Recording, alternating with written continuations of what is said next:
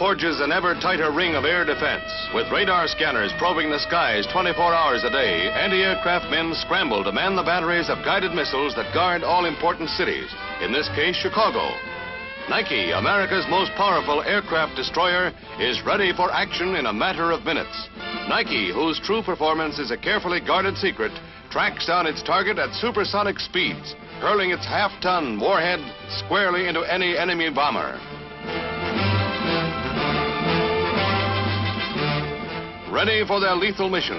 But Nike needs warning for its work, and 100 miles off the East Coast, far out on the defense perimeter, rises a radar tower from the ocean floor, known as Texas Towers, because of their similarity to ocean oil drilling rigs. Defense Department pictures show for the first time the platform 60 feet above the surface of the ocean, which will house the most advanced type of radar detectors and their crews of 30. The piling goes down 100 feet and is anchored in the bedrock of the ocean floor and is capable of withstanding any foreseeable Atlantic storm. Supply ships will keep this sea frontier manned and ready to spot anything that flies.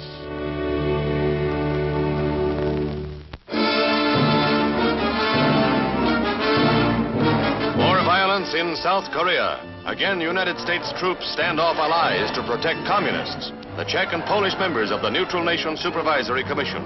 Although the United States agrees with the Korean charge that Red members of the Truce Commission are little more than spies, and that the Commission has ignored a military buildup north of the 38th parallel, American troops stand firm in support of the pledge of safety granted the Armistice Commission. As in earlier riots, tear gas drives off the mob with few casualties. But there's little hope that Korea and President Syngman Rhee will ease up on efforts to drive out the truce inspectors. Inflamed by Portugal's refusal to evacuate its 400-year-old colony of Goa, 5,000 unarmed Indians march on the enclave in a peaceful invasion attempt. Aroused by Pandit Nero's announced intention of ousting the Portuguese, the demonstrators advance on the border in a living wall of humanity, shouting their defiance.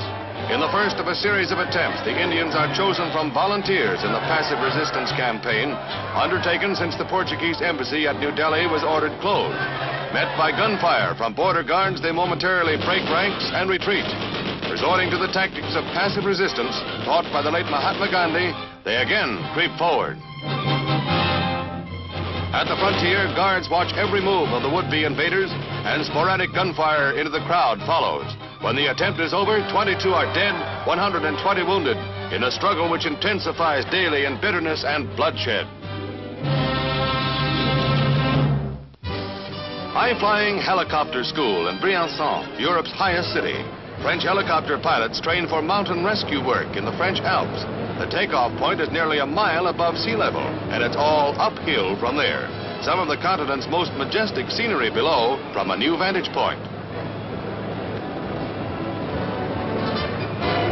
Mountain flying in a helicopter calls for special skills. Erratic air currents and treacherous downdrafts make it ticklish work, but the value of the helicopter for rescue tasks is apparent.